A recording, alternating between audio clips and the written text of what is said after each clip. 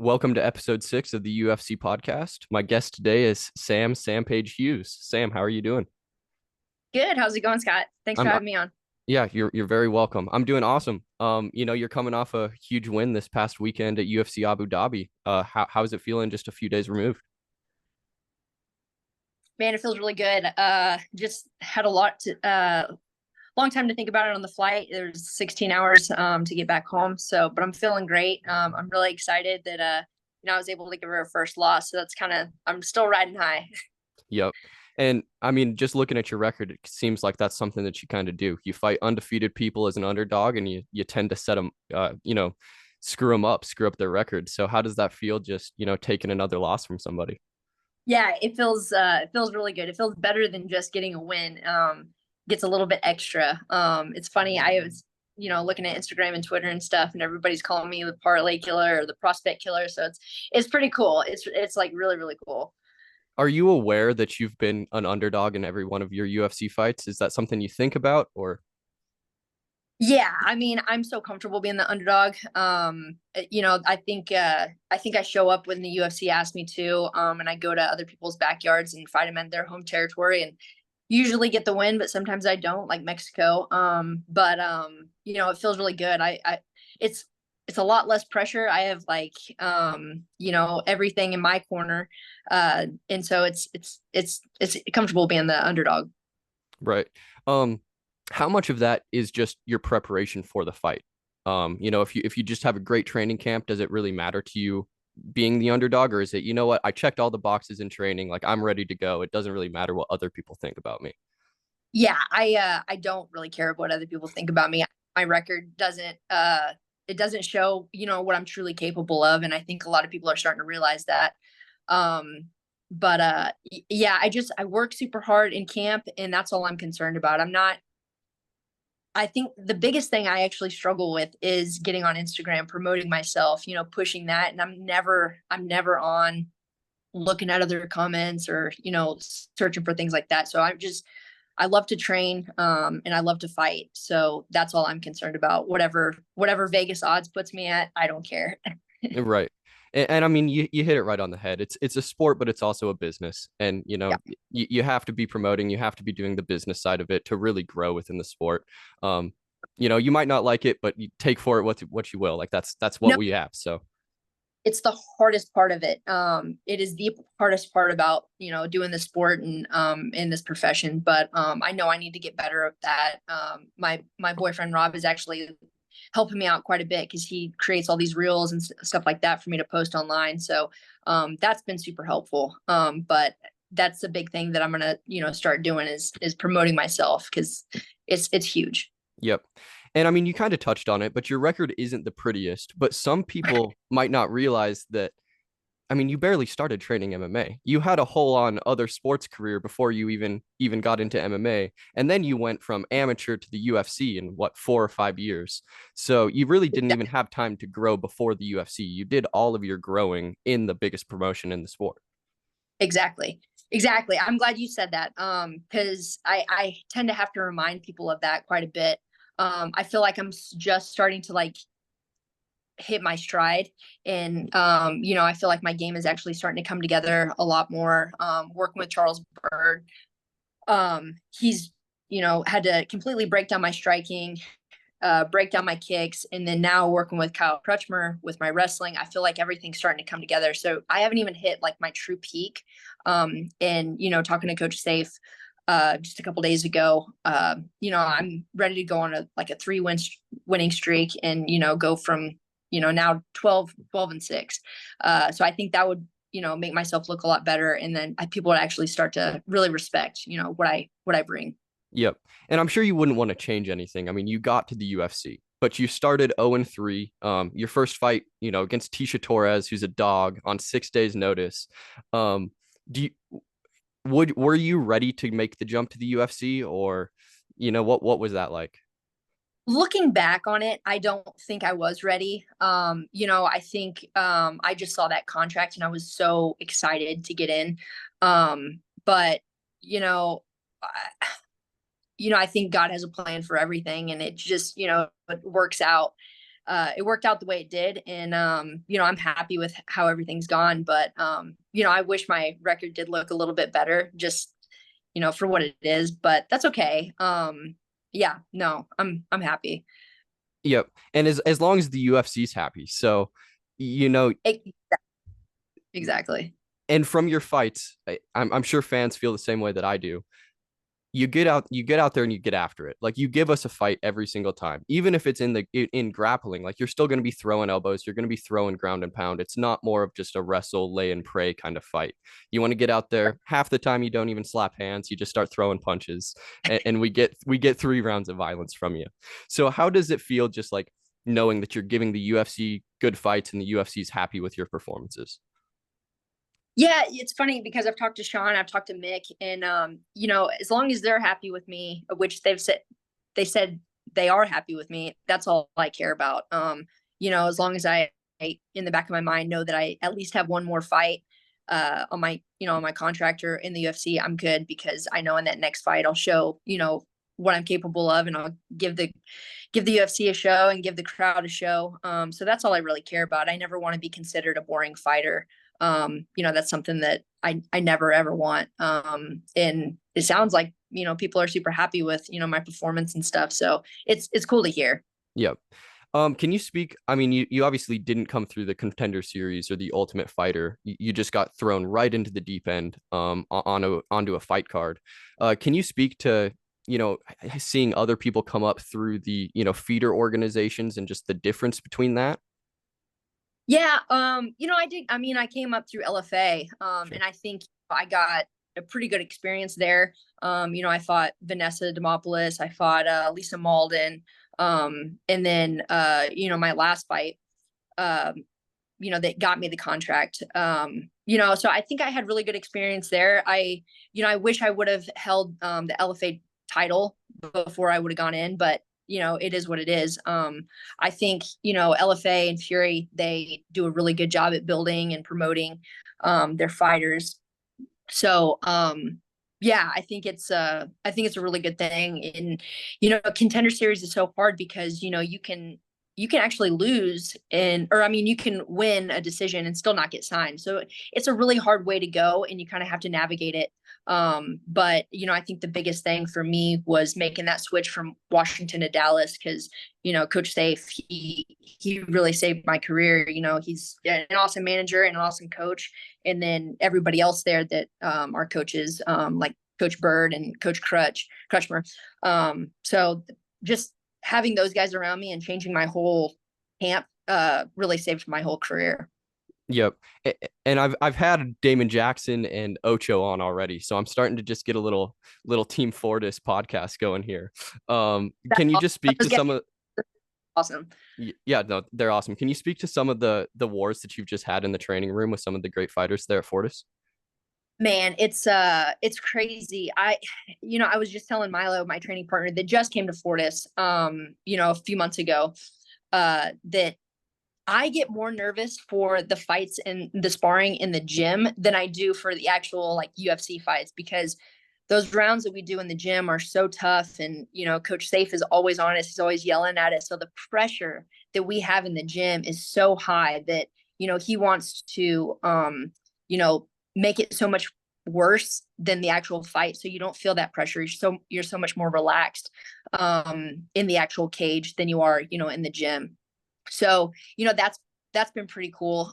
So I like that pressure that, coach puts on us, and forces us to have those nerves, that you get. You're like, getting ready before you drive to the gym and your stomach's turning. You're like, shit, man, I've got to do this. I'm not excited about it, but, it really makes you grow as a fighter, and it makes you, be creative in those high pressure situations. Absolutely. And you were talking about Coach Safe, the general.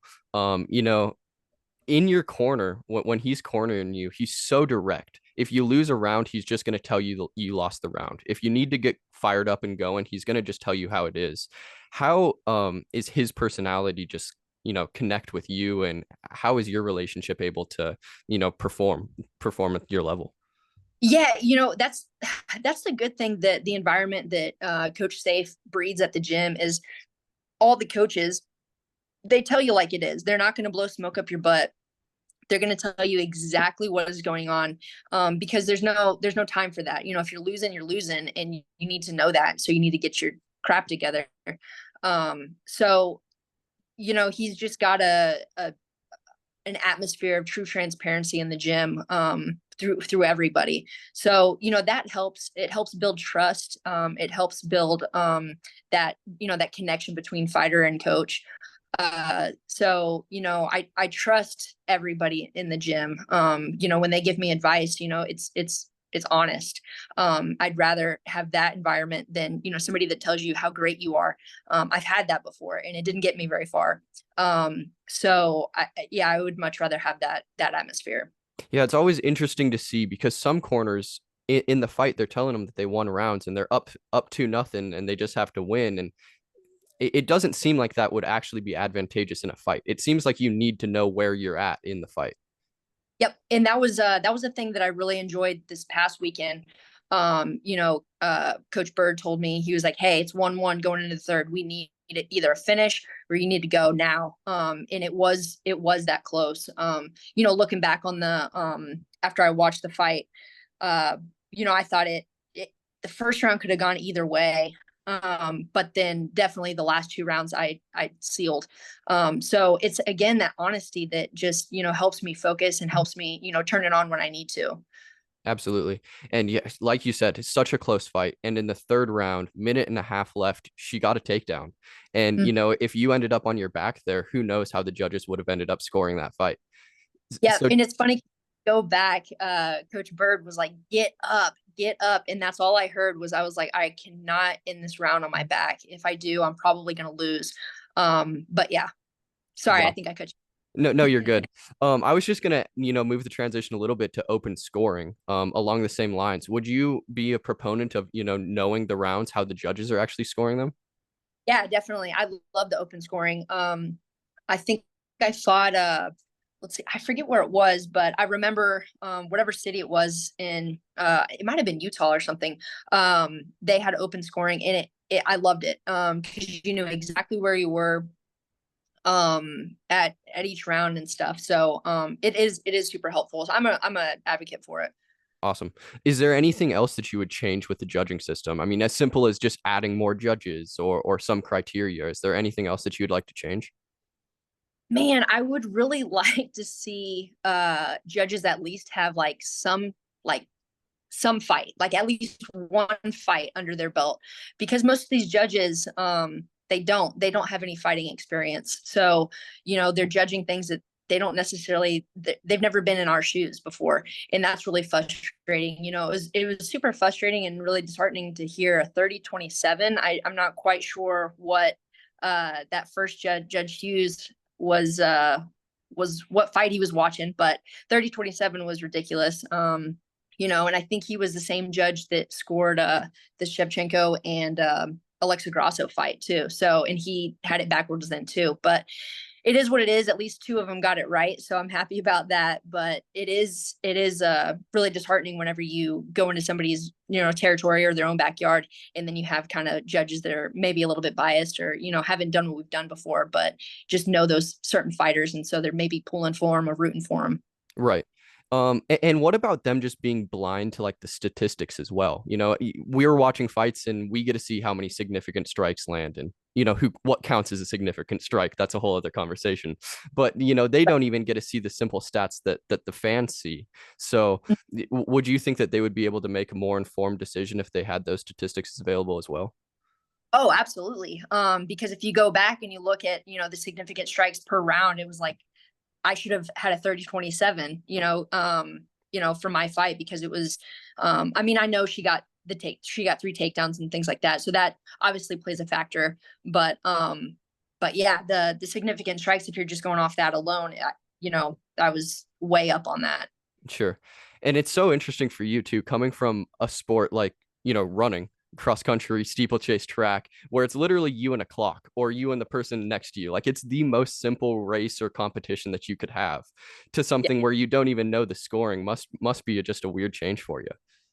It's a huge change, you know, to go from a sport where it has zero contact. I mean, you know, you do get in those races where some girls will spike the back of your, ankles and things like that. But that's the most contact that you'll ever have.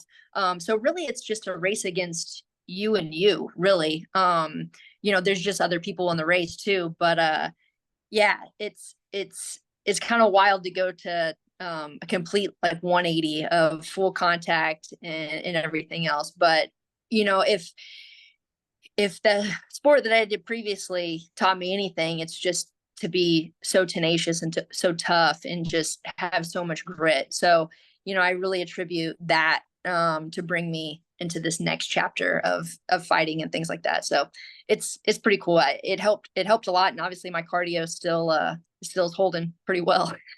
Yeah, I mean, if you want to talk about the hardest sports that you can do as a kid or growing up, it's wrestling and distance running. Like there's something Yes. about the mental toughness of just going once you pass that 10-minute mark where it's like, okay, we're full on aerobic. Like there's nothing else that we can do. Like it's just pain. The pain will never go away. You're going to just have to go through it. I come from a background I was just saying Sorry, go I ahead. come from a background of like distance cycling, so it's easier than running. I never wanted to run. A lot of the people that I grew up with, they're doing triathlons and that sort of thing, and the swimming and running was so tough for me. I could at least use the efficiency on a bike. Um, but yeah, there's something about the gruelingness of a run that has to be comparable to a fight as well. Yeah, absolutely. And I felt it this past weekend. I felt heavy and I felt kind of slow. And I kind of attribute that to, the time change difference. I know a lot of fighters that I talked to afterwards said that they really felt, a little heavy and a little just flat footed. So I know I trained my butt off for this fight. But there were still some elements of the fight that you can't fix with the time change and everything else. So that mentality of just like, hey, it's gonna suck, but you need to just put your, bite down your mouthpiece and go. I think that's actually, what won me the fight. Absolutely. How long were you over in Abu Dhabi to acclimate to the time and that sort of thing? Yeah, so we left Saturday and then didn't get there until Sunday at noon. So we had, almost a full week to be there. But I didn't start actually feeling great until Wednesday, where I felt like I was starting to acclimate to the time change and everything else. But it was definitely weird. It was definitely weird. Yeah, and obviously the farthest away that you've ever fought, ever competed in. Um, your first, I think it was 6 fights was without fans too, and then now your Yeah, last 3 fights have been with fans. Can you speak to the difference of just having a full arena in there? man, that I am so thankful to the UFC that they finally put me in front of a crowd. I'm not fighting in the Apex anymore. The crowd changes everything. Just the whole atmosphere, the vibe. That whenever you walk out, it like this past weekend, I had goosebumps. Hearing my walkout song and then feeling the energy of the crowd. It does something. It does something to you, and it changes things. So it definitely hyped me up. And get you where you need to be. I really enjoy a crowd. If I could fight in front of a crowd every single time, I would. The Apex is okay. And I'm happy that I think even Dana said he's going to start using the Apex less and less, which I'm happy about. Yeah. I think the Apex could be cooler if you just filled it up with fans. I think there's the ability to get, 1,500, 2,000 fans. If it is a That smaller card, yep, and then it would just Yeah, be an intimate experience. Like I think there are aspects of being in the Apex that are kind of cool. You can hear the coaches more, you can hear the shots landing more. But yeah, when we were having every single card in the Apex, it got old so fast. Like we needed fans to come back. I agree. But yeah, if Um, they add like 2,000 people in that the Apex, that would be awesome. I would be up for that. yeah, I always like, comedy is another big interest of mine. And I always like going to small clubs because it's just like a really closed in, intimate experience with the performer. And it's just kind of cool. The huge Yep. arena shows are awesome as well. They have, aspects of each that are great to watch. Yep. Um, you being such a cognizant fighter and just listening to your corner so well in the fight, do you notice any difference with the fans, or is it hard to hear safe in your corner with the full arena? No, it's I'm so locked in because I when we do those rounds in the gym, you're obviously listening, you're listening for their voice. And whenever you're so focused on just picking up those little subtle voices, it's easy just to hear what they're saying. In fact, like, it was funny. We were talking afterwards, and I guess there was a bunch of people saying like Dudakova and things like that, but I didn't hear any of that. I was listening to my coach, and so I don't really notice like the big changes of the crowd, and when the momentum changes and stuff. I'm just locked in and focused on the game plan. Yeah. Have you always been that coachable, or is that something that you've had to work on? Um, I, I get the response from every single coach, from high school to college, and then now of how coachable I am and how well I listen. I didn't really notice it, or maybe it was instilled in me young, like doing sports and stuff like that. So I guess I just didn't notice when I learned that attribute, but it's definitely helped me now. Um i i think i think I have a really good relationship with my coaches that that helps pretty significantly of hearing their voices and things like that. And it was even funny, I heard Mila's voice when I tried to lock up a triangle, and she was like, yes. And I heard her in the back, and then once I lost it, I was like, dang it, I'm sorry, Mila. But That's Yeah, that's funny. Do you see like a future in coaching yourself? Is that a natural progression that you want to take? yeah, so I'm actually coaching right now. I coach at Westwood. It's a small private school here in Texas in Addison. I coach track and field, cross country, and then our actual first volleyball practices today. So I made the decision last year that I wanted to get back into coaching because, I was starting to lose that love of the sport. And so, giving back to the community, giving back to, young athletes, it kind of helps you as an athlete as well, focus. And it's so funny that, whenever I go to practice, I'm telling these young kids like, hey, stay positive, give your all, give your best. And then you're driving home and you're reflecting on what you tell these young kids. And then you're like, why don't you listen to your own advice? Like, why don't you, so it's actually helped me a lot kind of grow as an athlete, and change my mentality, especially this camp. So I'm excited to keep that going. Being a coach also helps you as an athlete. So if I can recommend it to anybody, I would. Yeah. How have things changed since your time as an athlete and now coaching? I know like football has changed so much. Summer or fall practice, fall camp would come around and it used to be 2-a-days out in the sun. You were hitting every day, and that's all gone by the wayside. I don't know if there's any level of football that they do 2-a-day practices anymore. How has coaching in the cross country world changed? Man, it's changed a lot. I don't want to say athletes are soft nowadays or anything like that, but I think the mentality of that grind, and just like the difficult practices, you can't do that anymore. I just think that the whole mentality has changed. It's I guess work smarter, not harder. But back in my day, I sound so old saying that, but I was running 80-mile weeks, and just like nose to the grindstone, and just like working my butt off. But now things have changed. I think the science has developed more. You can work smarter, not as hard.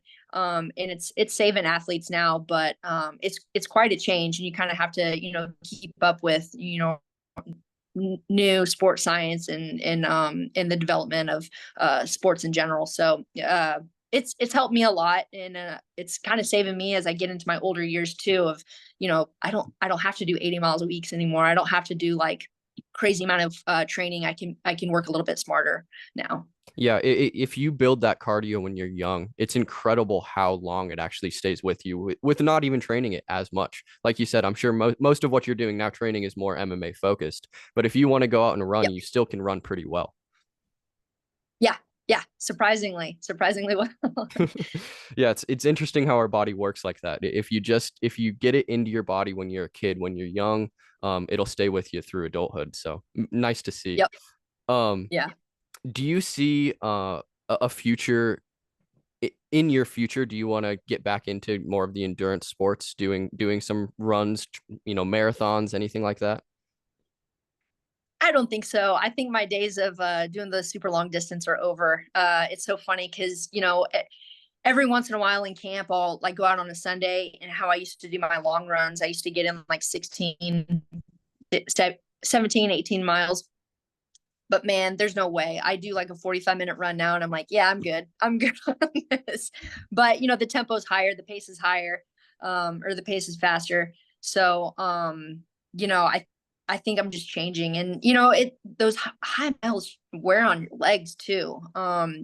Even whenever you do like a 45-minute run, the next day my legs are heavy and slow, and I have to really focus on more of my recovery. So I think I'm over the marathon days or the half marathon days. I'll stick to a couple 5Ks here and there, but nothing too crazy. I'm more Yep. of like on a sprint now. Like I love going to the track and cranking out like 200s or 400s.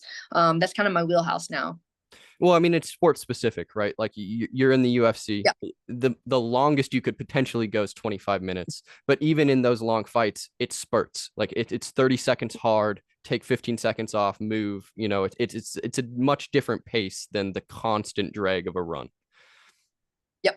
Exactly. Um, being coming from the distance background, how easy is it for you knowing like how you have to train for the time that you're going to be competing? If you're running for a 5K, you need to be running 5Ks. You can do some long runs, but you really need to focus in Yep. to be able to empty your gas tank for that distance. In a fight, you have 3 rounds. You really need to be dead at 15 minutes. You shouldn't have anything left. So how do you, balance training so that you can get your max output for the time that you have? Yeah, that's a really good question. I think that's been a huge shift in this camp. Coach Bird and Coach Safe were on me. They were like, you're so notorious for dropping the first round and starting so slow, because you think you have so much time, but you really don't. 15 minutes goes by so fast. And so I think that was a huge mindset change for this camp was, hey, we got to sprint. We got to like start fast. And I think I showed that. I wish I would have started, even faster, and I will next fight. But uh, you know, it's hard. It's hard to make that switch to saying like, hey, you have so much time, but I don't have 5 rounds. I've got 3, and they go like that. So yeah, that was the big shift for this one. And so I did a lot of sprints. I did a lot of 200s. I did a lot of track workouts. So yeah, that I think that helped a lot. Do you see a really big influence of running helping your cardio for fighting, or is it really more just getting the rounds in that helps you get that timing down? I think it's both. Um, the running, I guess maybe for me is like almost like a placebo effect. If I do it and check the box, then I feel more comfortable, and I'm like, hey, I know I did the work. But really, I think it is those sparring rounds that if you get in 6 of them, then it's like, yeah, you're good for a 3-round fight. And I think that's Coach Safe's mentality as well. He always makes us go longer, and then expects us to be, still sharp at 4, 5, and 6. So I think that helps out quite a bit. And do you ever do a round that's longer than 5 minutes, or do you need to know exactly when that bell is going to ring? It's funny. There's some rounds, that we'll be going, and it's usually the last round that coach will be like, all right, you got 2 minutes to go. And then, we'll be going, and we're like, man, this is a long 2 minutes. And then it turns out we did an 8-minute round, and you're like, oh man, okay, well, but that just, I think, is building that grittiness and that mentality of, you just got to go. You just got to go, and you're going to stop when I say stop. So I like it. I really love the environment of the gym. I really love the training. And I think, I'm only, at the tip of the iceberg to what I'm actually going to show in these next couple years. Yep. And you've mentioned it a lot, that grittiness, that toughness that you have. And then DC went out and called you a quitter. Do Man, you want can you speak just on calling him out on that and just kind of what that made you feel, having somebody that you looked up to actually call you a quitter?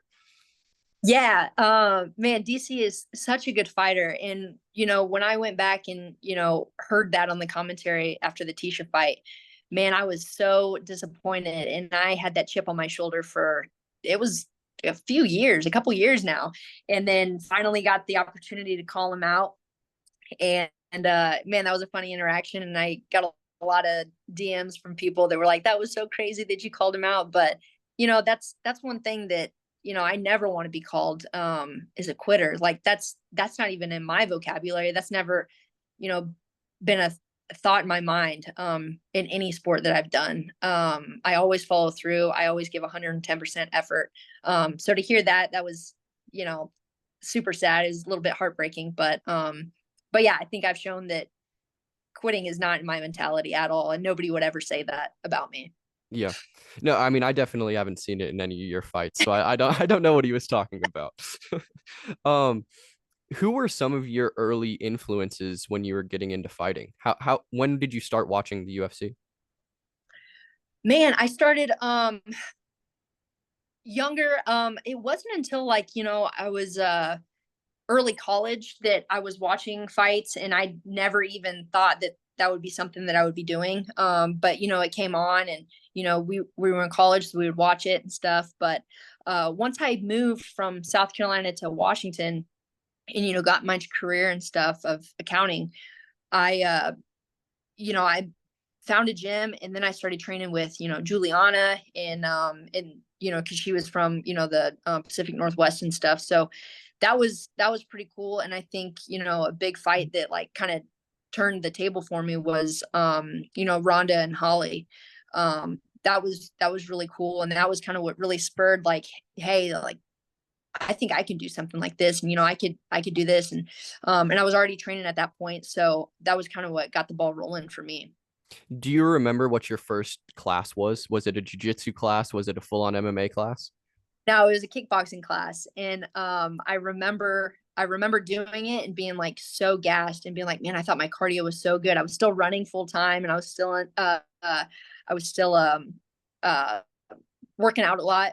But when I got done with that kickboxing class, I remember, I mean, I still remember this. I remember pulling my hand out of my glove, and my hands were like shaking like crazy because I was so fatigued. And I was like, man, I love this. I love this so much. How can I do this all the time? And then I was just in the gym, before work and after work, doing classes, and then really fell in love with it.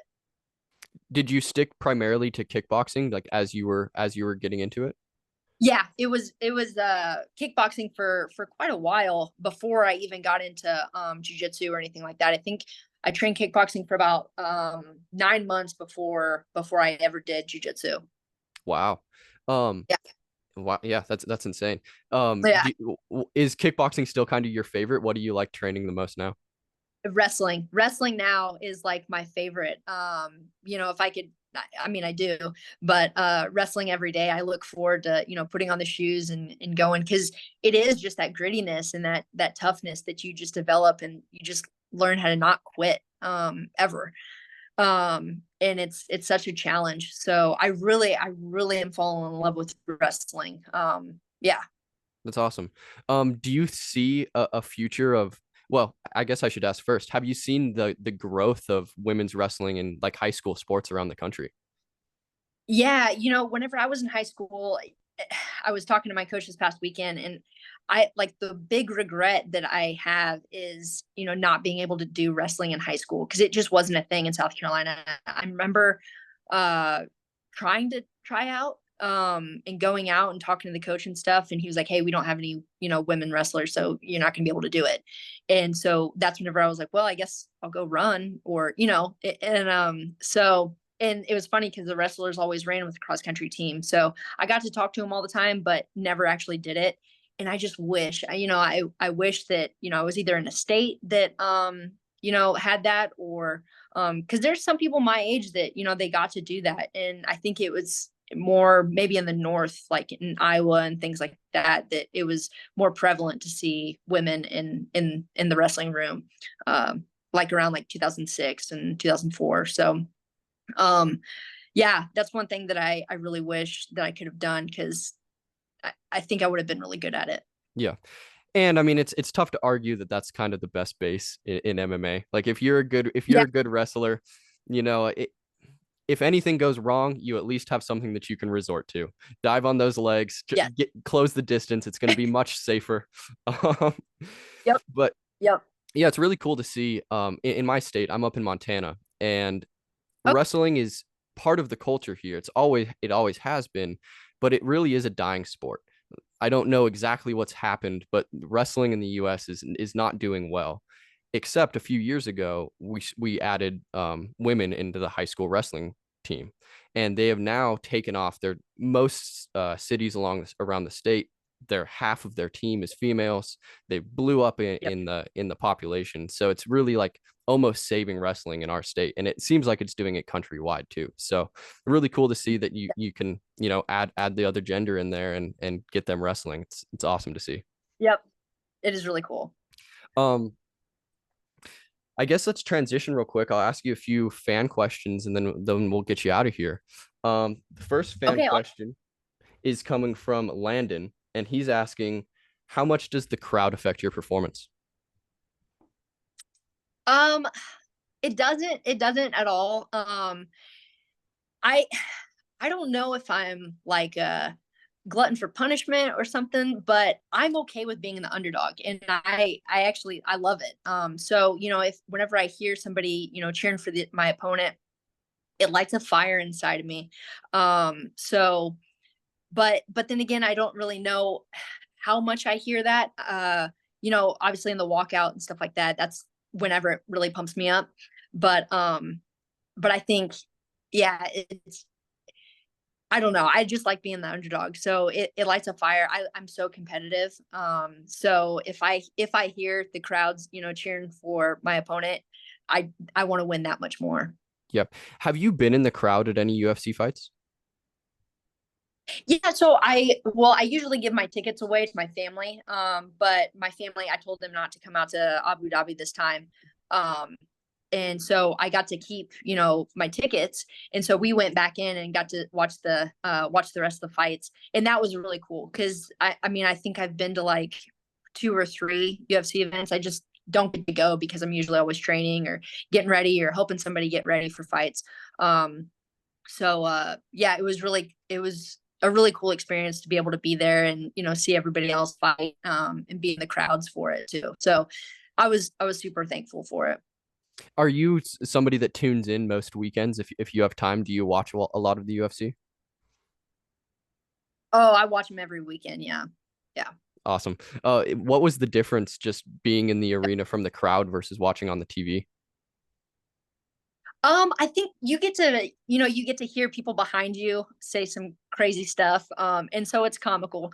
I'm sure it's like, being at like a football player being in the stadium and then hearing some random fan saying some crazy stuff and then they're like rolling their eyes. And so that's funny, but it's also like the atmosphere and the vibe that you get from like that you feel it's different whenever you're actually in the crowd and you feel, the roar versus like walking out and then feeling it. So it's cool to be a part of that whole process and like cheering for, some of your favorite fighters and things like that. Like I got to, cheer for Alonzo and Chiesa and stuff like that. And unfortunately, it didn't go Alonzo's way, but that was pretty cool to be a part of the crowd in that.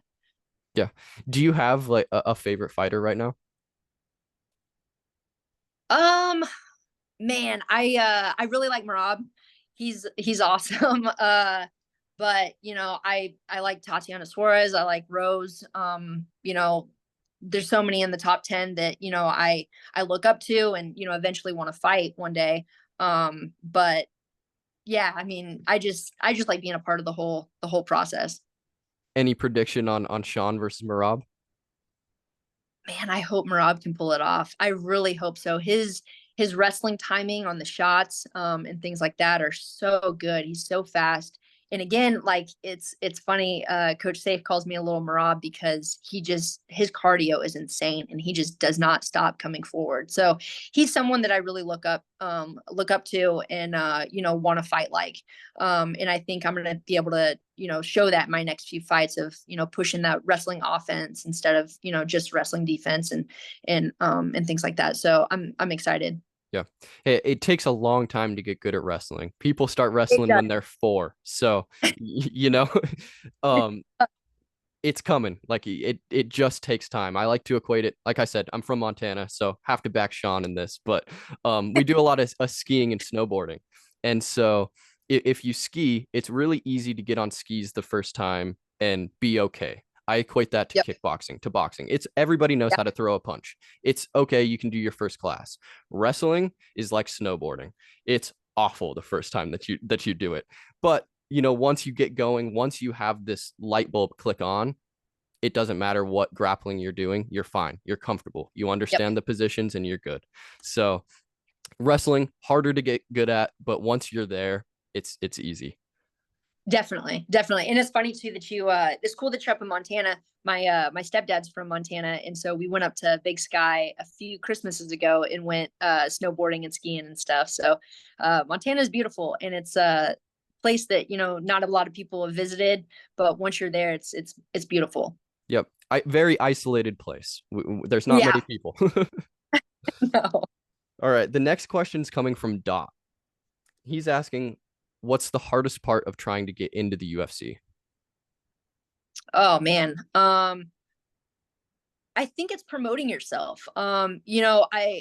I don't have a problem with being in the gym and training all day every day. That's never been an issue for me.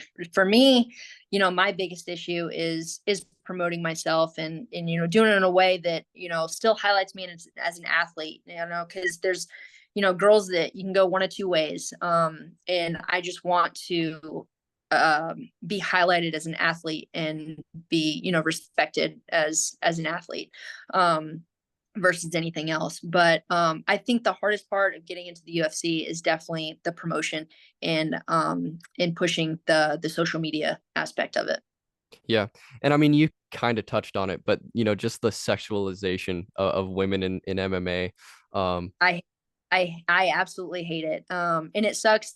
I really respect Angela Hill because she's in the same boat. She's like, what's the point? If I ever got an OnlyFans, it would be because, to do like drilling and jujitsu and things that are a little more secretive, but somebody can pay for it and you can do it. But it would always be with training. I it really stinks that some girls go down that road, and then that's the whole reason that guys are like, so what about MMA or women's MMA, because it's so hypersexualized. Yeah. And I mean, man, some of the best fights of all time are the women's MMA fights. You mentioned it before, Holly and Ronda. One that comes to Yeah, mind for me is Joanna and Weili Zhang was absolutely that's yeah, one of the another. best fights of all time, Yes, yes. regardless of gender. Like it Yeah, just put that on for somebody that hasn't watched a UFC fight. And if they're not a fan, then the UFC is not for them. yep, yeah, they will be I think they'll at least respect it. They'll be like, wow, that was impressive. Yeah. Yep. All right. The next question is coming from Mia Rodell, and she's asking, what's your motivation to keep going through the trials and triumphs of being a fighter? Man, that is a good question. There are some highs and very low lows. You have to ask yourself why you're doing it. What are you fighting for? And that's a conversation that you have to, ask yourself and really truly be honest. Because the losses suck, they're lonely. It was funny, I after this past weekend, I don't look at my phone fight day, and I don't pick it up until after the fight is over with. And after I picked it up, my phone, I had like 350 notifications, text messages and all that. And I'm like, oh my God, this is overwhelming. But whenever you lose, there's maybe 10. You really have to, sit down and ask yourself why you're doing it. I love this sport. I love competition. And I just want to develop as a martial artist, and that's why I do it. So it's the growth, and yeah, you just have to do it for yourself, or find whatever that is, whatever your why is. Yeah.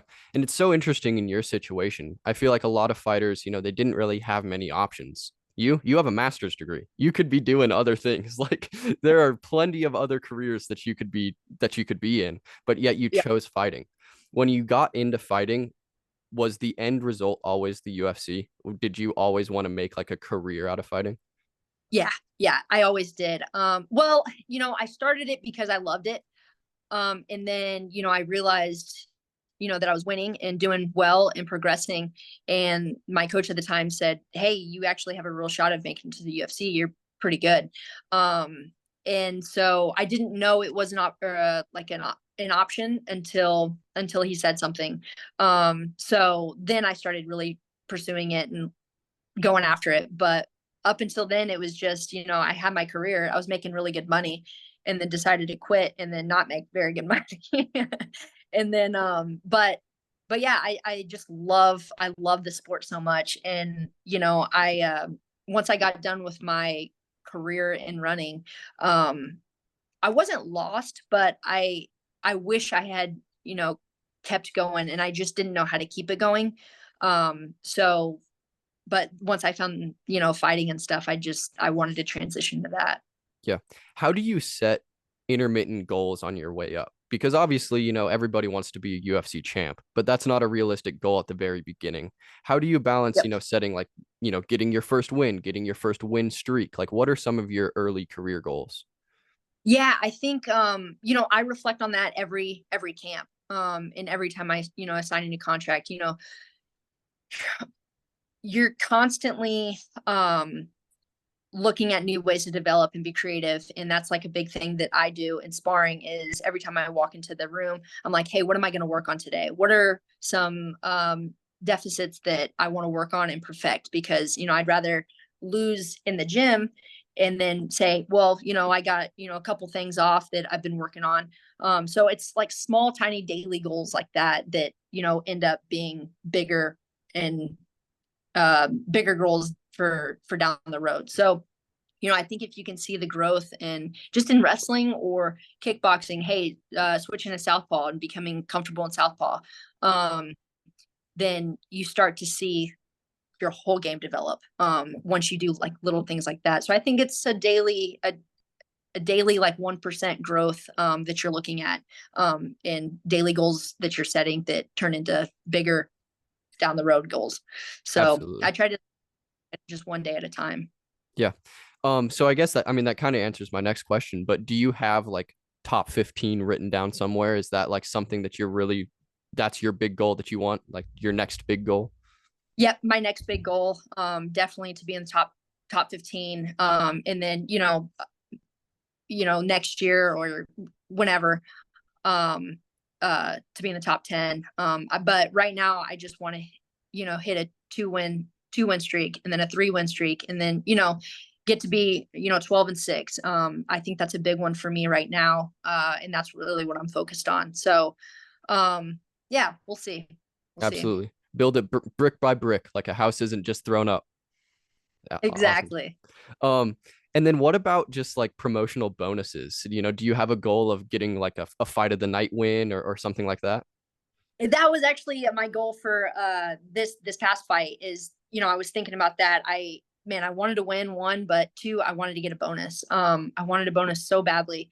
And there's a couple things, looking back into the fight that, I look back on and I'm like, man, I wish I would have done this a little bit differently because, I probably could have got the finish if I did this.